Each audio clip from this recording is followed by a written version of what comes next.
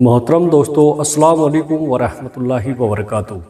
پیارے عزیز دوستو، آئیے گا آج کی اس ویڈیو کے اندر بتاؤں گا ناخن کاٹنے کا سنت طریقہ۔ ہم مسلمانوں کے لیے پاک صاف صفائی آدھا ایمان ہوتا ہے۔ غسل کرنے کا طریقہ، بال کاٹنے کا طریقہ اور ناخن کاٹنے کا بھی پاک طریقہ ہوتا ہے، اور اگر ہم ان طریقوں کو نہیں اپناتے ہیں تو ہمیں گناہ بھی ملتا ہے۔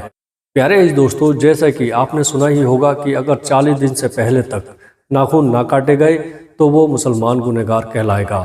حضرت سید انس رضی اللہ تعالی عنہ نے فرمایا کہ جو مونچھیں اور ناخنوں اور بغل کے بال 40 دن سے زیادہ چھوڑ دے گا وہ گنہگار ہے، اور 40 دن کا وقت مقرر کیا گیا ہے۔ بہت سے مسلمانوں کو ناخن کاٹنے تک کا صحیح طریقہ نہیں پتہ ہے، وہ اپنی مرضی سے جب چاہے تب ناخن کاٹ دیتے ہیں، اور ایسا میں نے بھی کئی بار دیکھا ہے کہ لوگ 40 دن سے زیادہ ناخن چھوڑ دیتے ہیں، یا تو اسے کاٹتے ہی نہیں یا پھر اپنی من مرضی کے مطابق کاٹتے ہیں۔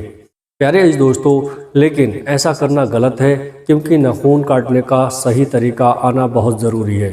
جن مسلمانوں کو ناخن کاٹنے کا صحیح طریقہ نہیں پتہ ہے، آج ہم آپ کو ناخن کاٹنے کا سنت طریقہ بتانے والے ہیں۔ اس کے بعد آپ اسی طریقے سے ناخن کو کاٹیں اور گناہ سے بچیں۔ پیارے عزیز دوستو، ناخن کاٹنے کا سنت طریقہ نمبر 1، دائیں ہاتھ کے ناخن کو کاٹنے کا سنت طریقہ۔ ناخن کاٹنا سب سے پہلے داہنے سیدھے ہاتھ سے شروع کرنا چاہیے، یعنی کہ دائیں ہاتھ کی شہادت کی انگلی سے شروع کرتے ہوئے چھوٹی انگلی تک کاٹیں اور انگوٹھے کے ناخن کو چھوڑ دیں۔ پیارے عزیز دوستو، نمبر 2، بائیں ہاتھ کے ناخن کو کاٹنے کا سنت طریقہ۔ دائیں ہاتھ کے ناخن کاٹنے کے بعد بائیں ہاتھ کی سب سے چھوٹی انگلی کے ناخن سے شروعات کریں، اور اس کے بعد انگوٹھے تک ناخن کو بھی کاٹ لیں۔ اتنا کرنے کے بعد آخر میں دائیں ہاتھ کے انگوٹھے کا ناخن بھی کاٹ لیں۔ یہ ہاتھ کے ناخنوں کو کاٹنے کا سنت طریقہ ہے، اور ان طریقوں سے ہی ہم مسلمانوں کو ناخن کاٹنا ہے۔ ایسا نہیں کہ آپ اپنی مرضی کے حساب سے کسی بھی انگلی سے ناخن کاٹنا شروع کر دیں، ایسا بالکل نہیں کرنا ہے۔ ہم نے جس طریقے سے آپ کو بتایا ہے اسی طریقے سے ہی شروعات کریں اور اسی طریقے سے ختم بھی کریں۔ پیارے دوستو، نمبر 3، پیر کے ناخن کاٹنے کا طریقہ۔ پیر کے ناخن کاٹنا، آپ داہنے پاؤں کی چھوٹی انگلی سے شروع کریں اور انگوٹھے تک ناخن کاٹ لیں، پھر بائیں پاؤں کے انگوٹھے سے کاٹنا شروع کر کے چھوٹی انگلی میں ختم کریں۔ دھیان رہے کہ ہاتھ کے ناخن اور پیر کے ناخن کاٹنے کا طریقہ دونوں بہت الگ ہے، اس لیے الگ طریقوں سے ہی ہاتھوں اور پیروں کے ناخن کو کاٹیں۔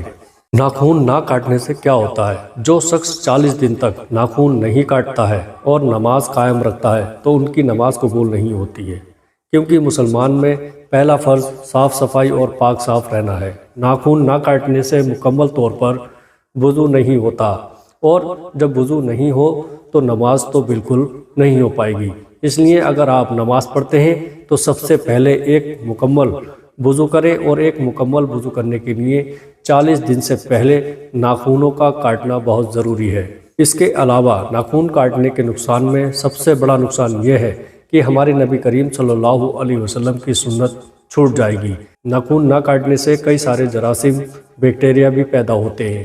اگر وقت پر ناخن نہ کاٹے جائیں تو جراثیم پیٹ میں جا کر نقصان پہنچاتے ہیں۔ خواتینوں میں آج کل ناخن بڑا رکھنا فیشن بن چکا ہے، وہ ناخنوں میں طرح طرح کے ڈیزائن بناتی ہیں اور اس کا خاص خیال بھی رکھتی ہیں، جو کہ سراسر ناجائز اور گناہ ہے۔ ہمارے ہاتھوں کی خوبصورتی چھوٹے ناخنوں میں ہی ہے، نہ کہ بڑے ناخنوں میں۔ ناخن بڑھانے سے ٹائیفائڈ، پیچز جیسی خطرناک بیماریاں ہونے کا خطرہ بنا رہتا ہے، کیونکہ ایک ریسرچ کے مطابق یہ بتایا گیا ہے کہ زیادہ دنوں تک ناخن نہ کاٹنے سے ایسی خطرناک بیماریاں ہو جاتی ہیں۔ سب سے زیادہ ناخن نہ کاٹنے سے جو نقصان ہے وہ ہے تنگی اور رزق میں کمی، جو کسی انسان کے لیے بھی بہت پریشانیاں پیدا کر دیتا ہے۔ کیونکہ ہم مسلمان جب ہاتھ اٹھا کر اللہ پاک سے دعا کرتے ہیں تو سب سے پہلے ہم یہی دعا کرتے ہیں کہ ہمارے رزق میں برکت ہو اور ہماری امت کے سبھی لوگوں کے رزق میں برکت ہو، لیکن ایک چھوٹی سی غلطی کی وجہ سے ہمارا رزق ہم سے چھینا جاتا ہے۔ नाखून काटने के फ़ायदे। हमारे हुजूर पाक सल्लल्लाहु अलैहि वसल्लम की सुन्नतों को अपनाना हमारा फ़र्ज़ है, और अगर हम उनके फ़र्ज़ को अपनाते हैं तो इसे हमारा ही फ़ायदा है, क्योंकि एक सुन्नत को ज़िंदा करना 100 शहीदों के बराबर अर्ज़ का सवाब है, और अगर ना करें तो नुकसान ही नुकसान है। 40 दिन हो जाने पर नाखून काटने वाला इंसान कभी भी नापाक नहीं रह सकता, वो पाक साफ हो जाएगा। लेकिन जो इंसान जुमे के दिन नाखून काटता है वो अगले 10 दिन तक उसकी बरकत पाता है। कहा जाता है कि जुम्मे के दिन नाखून काटने से जिस्म से कई सारी बीमारियां दूर हो जाती हैं। इसके साथ ही साथ हाथों की उंगलियां भी बहुत अच्छी दिखती हैं। प्यारे अजीज दोस्तों, अल्लाह पाक ने शैतानों का अलग रूप दिया है और हम इंसानों का अलग रूप दिया है।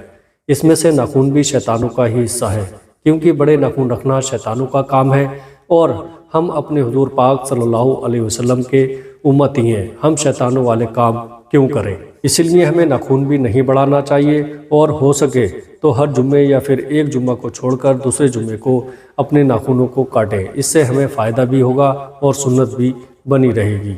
प्यारे दोस्तों, अब आइएगा किस मौके पर हमें नाखून नहीं काटना चाहिए। वैसे तो हमें कभी भी नाखून काटने से रुकना नहीं चाहिए, ना ही जुम्मे का इंतज़ार करना चाहिए, क्योंकि अगर 40 दिन जुम्मा आने से पहले हो जाएं या फिर हमारे नाखून बहुत ज़्यादा बढ़ जाएं तो आप जुम्मे से पहले भी नाखून काट सकते हैं। प्यारे दोस्तों, लेकिन एक ऐसी चीज़ है जिस पर आप नाखून नहीं काट सकते, और वो है कुर्बानी। क्योंकि जब किसी शख्स के नाम से कुर्बानी होती है तो कुर्बानी होने तक अपने नाखून को नहीं काटा जाता है। कुर्बानी होने के बाद फ़ौरन अपने नाखूनों को आप काट सकते हैं।